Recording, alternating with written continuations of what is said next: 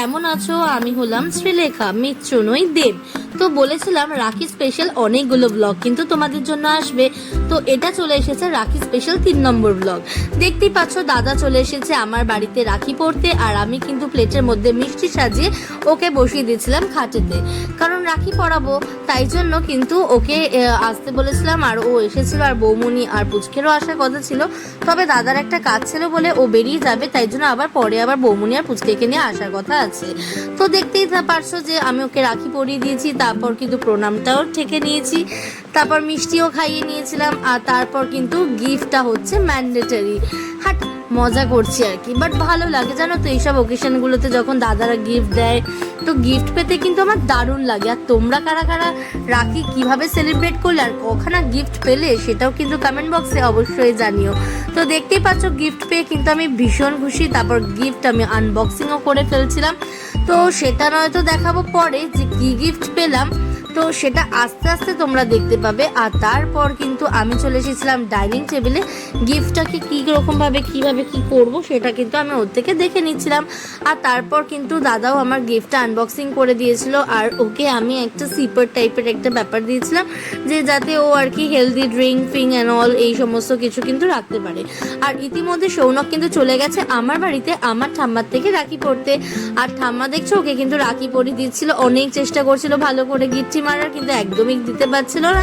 আর সৌনক কিন্তু ওই মোমেন্টসটাকে তুলতে একদমই ভোলেনি, তো ভীষণ কিন্তু ভালোভাবে তুলে নিয়েছিল। আর দেখতে পাচ্ছ জিভ কেটে দিয়েছে, লজ্জা পাচ্ছিল ভিডিও করবে বলে। যতই হোক আগেকার দিনের মানুষ তো একটু লজ্জা পায়। তারপর বললো আমার ঠাম্মাকে একটুখানি চেয়ার্স আপ করে নিতে, আর ঠাম্মা কিন্তু একদম স্মার্ট একদম, তো ওরকম করে নিয়েছিল। আর ও কিন্তু সবকটাই ভিডিওতে পুরো ক্যাপচারই করছিল। তো আমাদের কিন্তু রাখিটা দারুণভাবে সেলিব্রেট করলাম আমরা, আর ও এতগুলো গিফট পেয়ে গেছিলো। আর মা যেহেতু চলে এসেছিলো, মাকে বেশ কি একটা বলছিলাম আমি সব ভুলেই গেছি, ভিডিও করার সময় মনে ছিল যে কী সব কথা হচ্ছিল, কিন্তু অনেক কিছু কথা হয়ে গেছিলো। তারপর বিকেলবেলা দিক করে কিন্তু বৌমনি পুচকে সবাই এসে বাড়িতেই হাজির। আর সত্যি কথা বলতে বাড়িতে কিন্তু আত্মীয় স্বজন এলে কিন্তু বাড়িটা পুরো জমজমাট করে, গম গম করে, তাই না? তো আমি এই মোমেন্টগুলো ক্যাপচার করতে কিন্তু একদম ভুলিনি, আর তার সাথে তোমাদের সাথে শেয়ার করতেও কিন্তু ডেফিনেটলি ভুলিনি। তো ওরা এসেছিল আর পুচকে এসেছিল, পুরো একদম বাড়িটা ও একাই জমিয়ে রেখেছিল। এ ঘর থেকে ও ঘর করছে, দৌড়াদৌড়ি করছে, আর আমার মাকে দেখো ওর থেকে হামু খেয়েই ছাড়বে, আরও কিছুতেই দেবে না। আমি ওকে বলছি পিন্নি বলছে দে, পিন্নি মানে আমি পিন্নি হই, তো ওকে বলছে পিন্নি বলছে দে, ও দিচ্ছেই না। তারপর ও একা ঘরে গিয়ে পুরো ভয় পেয়ে গেছিলো, ভাবছিল কোথা থেকে একটা আওয়াজ হচ্ছিল, ওপর থেকে মিস্ত্রিরা কাজ করছিল বলে আওয়াজ করছিল, আর ও সেটা দেখে ভয় ভয় পাচ্ছিল।